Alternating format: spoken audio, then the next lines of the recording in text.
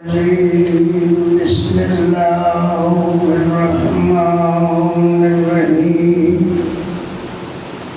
الصلاة والسلام وتحية والإكرام النبي المكي المدني المدني الداوي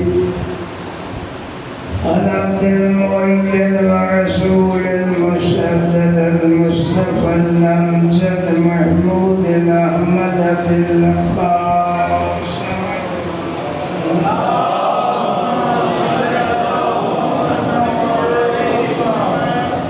وآله الطيبين الطاهرين المعصومين الميامين المضاود فقد قال الله تبارك وتعالى في كلامه المجيد وفرقانه الحميد وقوله الحق وهو أصدق الصادقين. بسم الله الرحمن الرحيم إن الذين آمنوا وعملوا الصالحات فلهم أجر غير ممنون.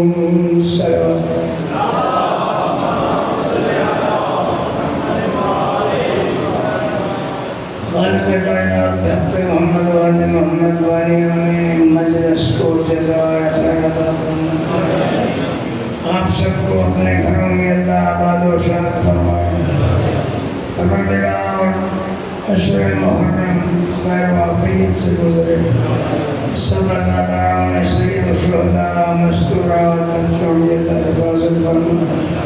اللہ ہمارے علماء و ذاکرین کی حفاظت فرمائے. پروردگار ہمارے مرحومین کی بخشش فرمائے. اللہ علیہ اسلام کی خیر فرمائے. دشمنان اسلام کو اللہ نے اس کو نابود فرمائے. ہمارے زمانے کے امام کے ظہور میں اللہ تعظیم فرمائے. علماء حقہ کا سایہ اللہ ہمارے سروں پر قائم ہے اور ہمیں سیرت آل محمد پہ چلنے کی اللہ توفیق عطا فرمائے. اللہم اہدنا قدم سکون جو بھی کوئی مشن حسین میں حصہ دے رہا ہے پروردگار اسے جزائے خیر عطا فرمائے. ماشاءاللہ الحمدللہ بہترین گفتگو آپ نے سنی. اللہ ان کی زبان میں اوداسی عطا فرمائے, زندگی عطا فرمائے. ہم یہ 4 محرم ہو گئی, بات ہو رہی ہے ایمان کی. امام جعفر صادق علیہ السلام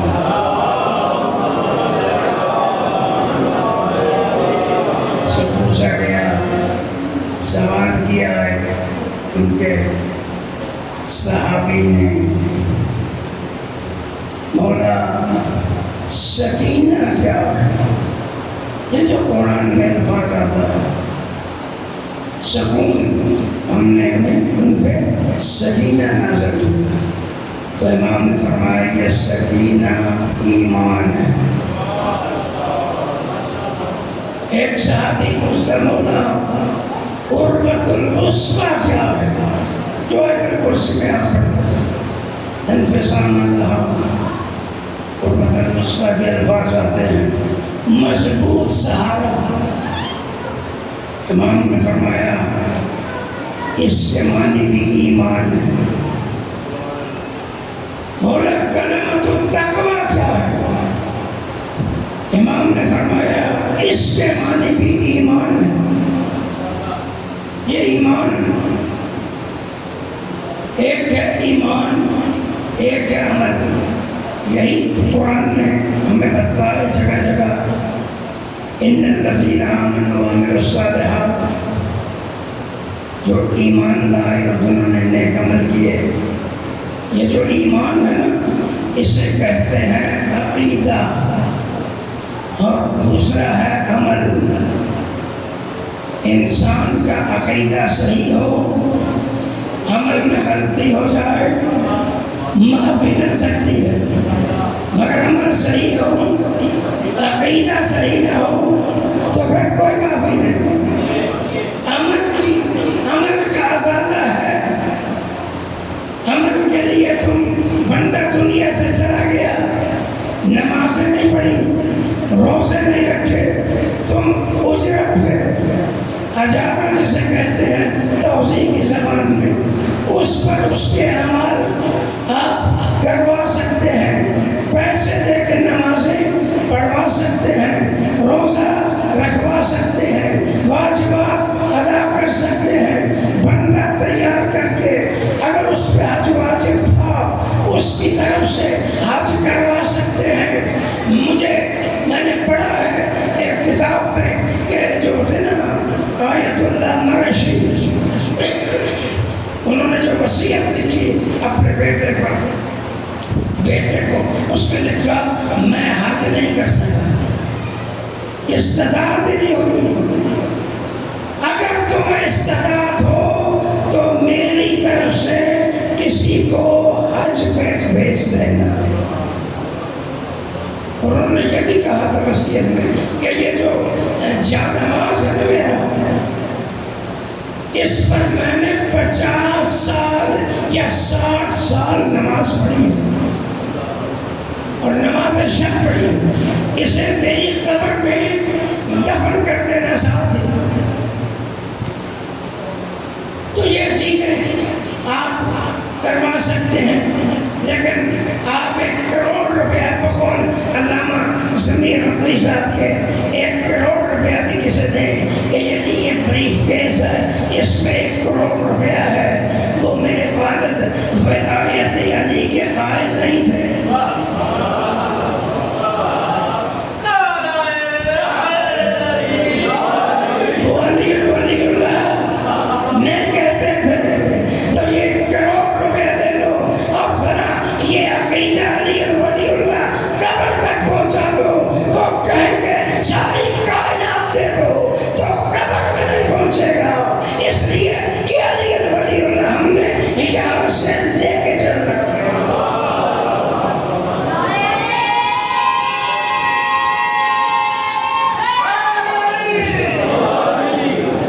شفیع بھی اسی طرح ہے. قرآن میں کہا لا یشفع عنده الا باذنہ، کوئی شفاعت نہیں کر سکتا مگر جسے اللہ نے اذن دیا ہو وہ شفاعت کر سکتا ہے. یہ اہل بیت ہمارے شفیع ہیں. یہ شفیع، یہ شفا نکلا کہاں سے ہے؟ یہ سمیدار افراد بیٹھے ہوئے ہیں جنہیں کر جانتے ہیں. کوئی ساتھ والی زمین بٹ جائے، کوئی اور لے لے، اس پہ حق شفا ہو جاتا ہے کہ جی اس کی حدیں میرے ساتھ ملتی ہے. تو شفیع بھی یہ کہے گا کہ اس بندے کا کردار، اس کا عمل، اس کا اٹھنا، اس کا بیٹھنا میرے ساتھ، ہمارے ساتھ ملتا ہے. یہ آل محمد کہے گا.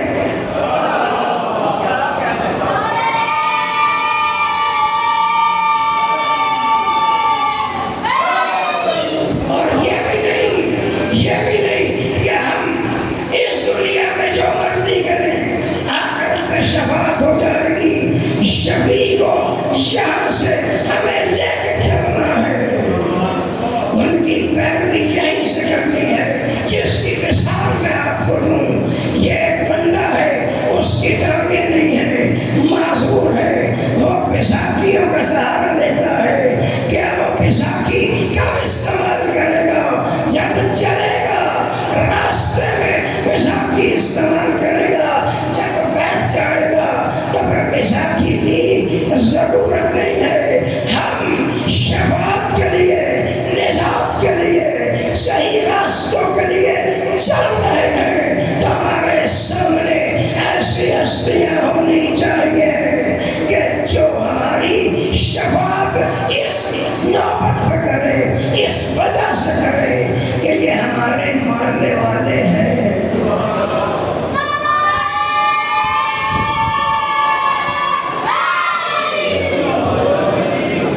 ہمارے ماننے والے جب مولا علی ائمہ ابراہیم کو یہ باتیں پتہ تھی، انہوں نے کہا ہمارے مومن کہیں گے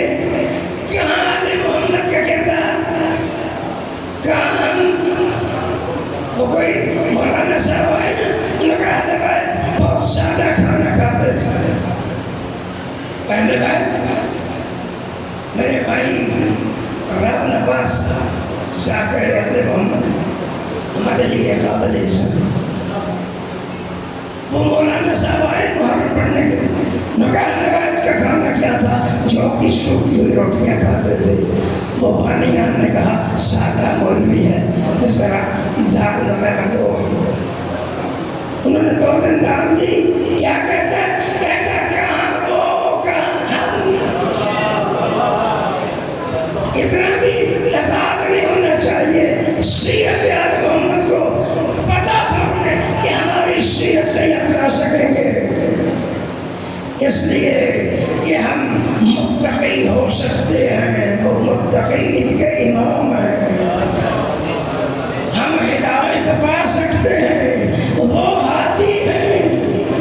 انہوں نے کہا ہماری سیرت پوری نہیں اپنا سکیں گے، ہم معصوم ہیں، حجت اللہ ہیں، لیکن یہ کمبر تو معصوم نہیں ہے،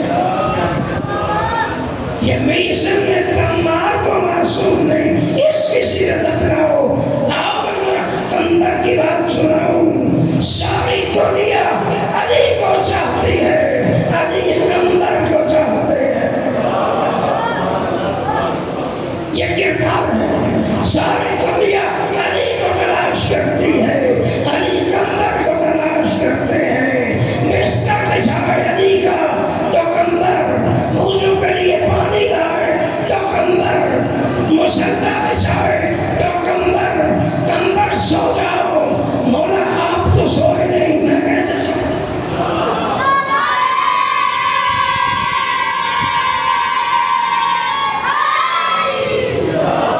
یہ ایمان کے درجے، آپ تو سوئے نہیں۔ امام زین العابدین علیہ السلام فرماتے ہیں، یہ بات مجھے یاد آ گئی، آج فیس بک پہ ایک جھلکی چل رہی تھی میری، کسی نے لگائی، اس میں امام فرماتے ہیں، وہاں سے مجھے یاد ہے، امام فرماتے ہیں کہ ہمارے مومن ہمارے سائے کی طرح۔ اچھا جو ہم کریں گے وہی سایہ کریں گے، ہم ایسے ہاتھ کریں گے سایہ وہی کریں گے، ہم لیٹ جائیں گے سایہ لیٹ جائے گا، ہم کھڑے ہو جائیں گے سایہ کھڑا ہو جائے گا، ہم چلنے لگیں گے سایہ چلنے لگے گا، ہم نماز پڑھیں گے سایہ بھی جھکے گا، سایہ بھی سجدے میں جائے گا۔ یہی امام فرماتے ہیں یہ مومنین ہمارا سایہ ہے، جو کردار ہم ادا کریں گے مومنین قیامت تک اس پہ گامزن رہیں گے، اس پہ گامزن رہیں گے۔ میسم کمار اس قدر عظمت میسم کی، علی کے غلام ہیں، علی شہنشاہ، علی خلیفۃ المسلمین۔ یہ سارا عرب جو آج مختلف ملکوں میں ہے، یہ سعودی عرب، یہ لبنان، یہ شام، یہ ایران، عراق، اردن، جتنے بھی ممالک ہیں، بلکہ یہ کیوں نہ کہوں کہ جتنی سلطنت یزید کی تھی، ہندوستان تک اس کی سرحدیں ٹکرا رہی تھیں، مگر جب کردار آگے بڑھا، جسے جناب جوش ملی آبادی فرماتے ہیں، اس حالت کا نقشہ کھینچتے ہوئے فرماتے ہیں ممبروں پر بج رہے تھے، سیم و زر کے قانون حملہ آور ہو گئی تھی، دین پر دنیا ظلمتوں کے ٹھٹ لگے تھے، زندگی کے سامنے ظلمتوں کے ٹھٹ لگے تھے،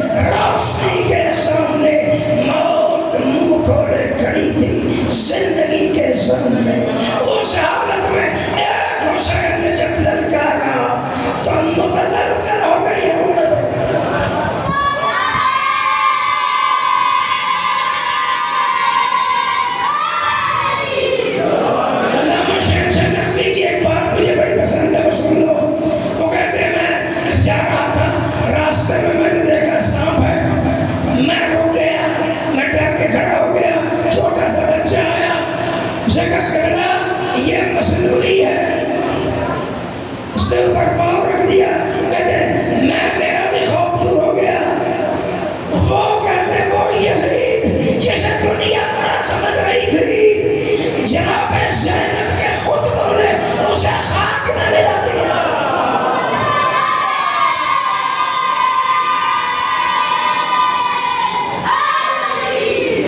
اس کی حقیقت بتلا دی، کتنی دیر چلے گی تیری حکومت؟ آخر ہمارا اختلاف ہوگا، حشر کے میدان میں میرے بابا کی حکومت ہوگی۔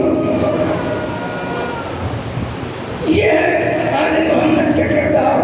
تو میسم اتنا مولا امیر المسلمین، ظاہری خلافت چوتھے نمبر میں، ویسے علی پہلے امام، لیکن علی فرماتے ہیں میں چوتھا خلیفہ ہوں۔ سب خاموش، مولا ہم تو بحث کرتے ہیں، آپ پہلے ہیں یعنی میں چوتھا ہوں، لیکن دنیا کا نہیں، میں قرآن کا چوتھا خلیفہ ہوں۔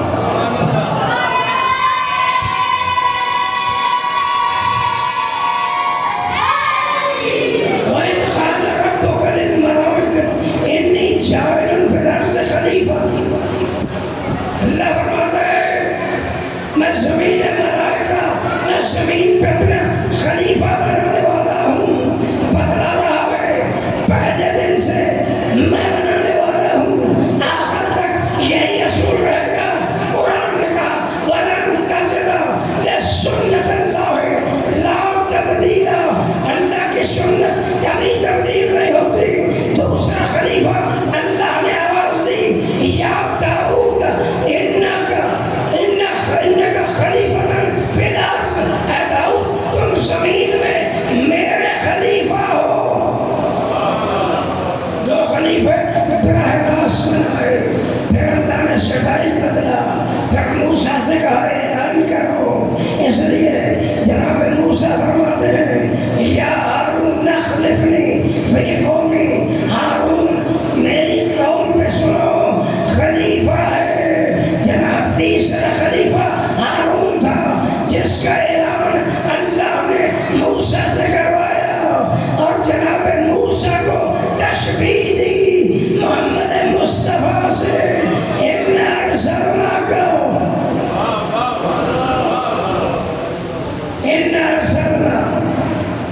رسولا شاہدا کما ارسلنا الی فرعون رسولا، ہم نے تمہاری طرف ایسا رسول بھیجا جیسا فرعون کی طرف بھیجا تھا۔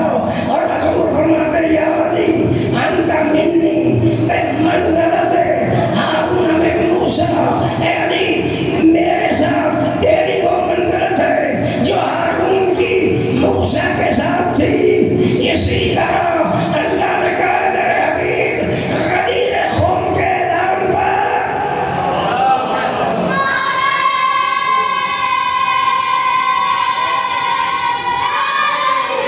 غدیر خون کے میدان میں بات یاد آ گئی تو سناتا جاؤں۔ حضور چلے گئے معراج پہ، عرش پہ پہنچے، چوتھے آسمان پہ پہنچے، تمام انبیاء کو ملاقات کی۔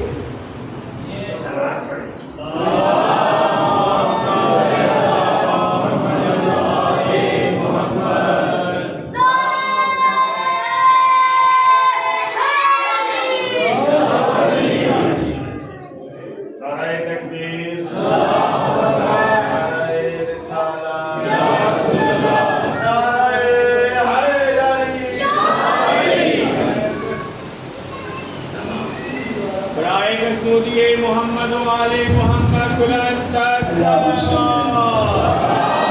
تمام انبیاء دونوں طرف کھڑے ہوئے، نماز کا وقت آ گیا۔ اب آدم نے کہا میں تو سب کا باپ ہوں، میں پڑھاؤں گا۔ نوح نے کہا نہیں میں آدم ثانی ہوں، میں پڑھاؤں گا۔ حضرت ابراہیم نے کہا میں جد انبیاء ہوں، میں پڑھاؤں گا۔ جبریل نے حضور کا بازو پکڑ کے بلند کر کے کہا اقرؤ انبیاء، یہ تمہارا امام ہے۔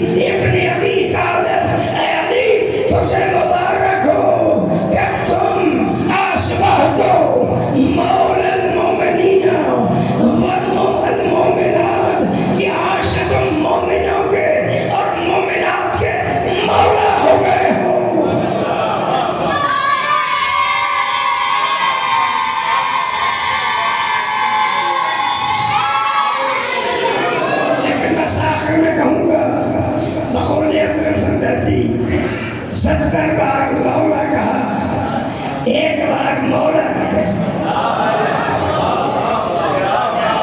نہیں تو مشکلیں حل ہو جاتی۔ تو یہ ہے نظام حکومت، نظام ولایت، اور پھر وقت ہی نہیں، قیامت تک کے لیے جاری کر دیا نظام۔ پھر کہا میرے بعد علی، علی کے بعد حسن، حسن کے بعد حسین۔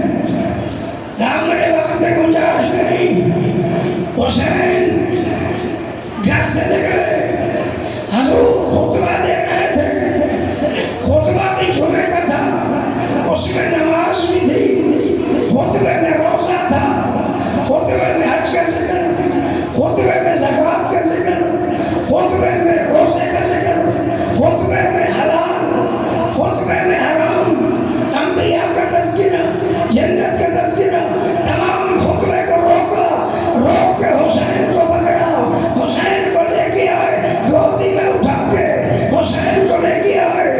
ایک ہفتہ نہیں ہوا تھا، کہتے ایک ہفتہ پہلے کی بات ہے، حضور خطبہ دے رہے تھے، ایک صحابی بڑے، صحابی چاہتے تھے میں آگے آ جاؤں، تیسری صف میں آ جاؤں، دوسری میں آ جاؤں، حضور نے کہا وہیں بیٹھ جاؤ،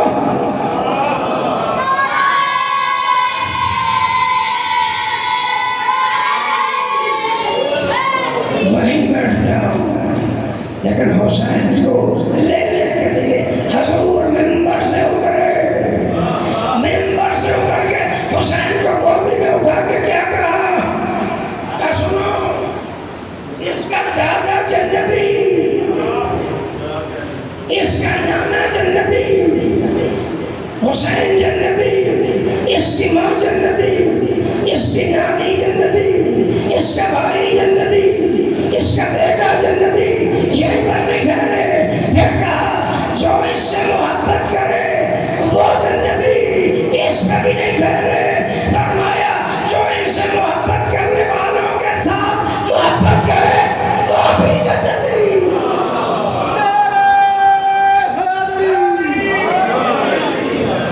یہ حسین جنت دے رہا ہے، حسین بانٹ رہے ہیں، نجات لے جاؤ، ہے نا؟ شاعر نے کیا کہہ دیا،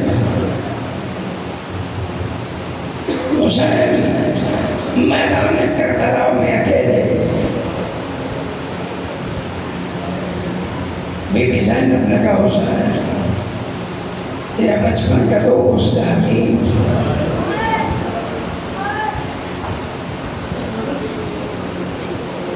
حبیب کو خط لکھ،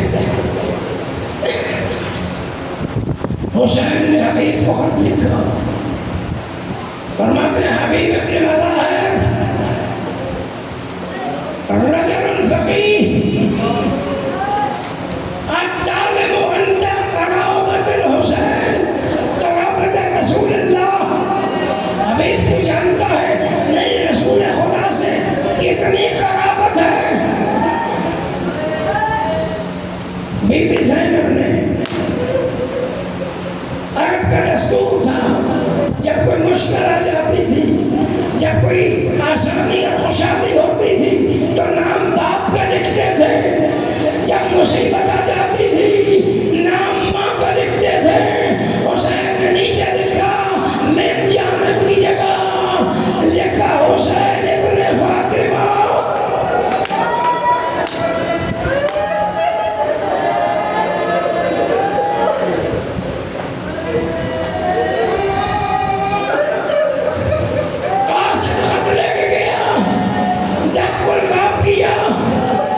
حبیب کھانا کھا رہے تھے، جب بات ہوا کہ کھانا کھا رہا ہوں، اس نے کہا انا اريد الحسین، میں حسین کا قاصد، یہ کہنا تھا۔ حبیب گئے، قاصد نے خط دیا، خط میں کیا لکھا تھا؟ مولانا سید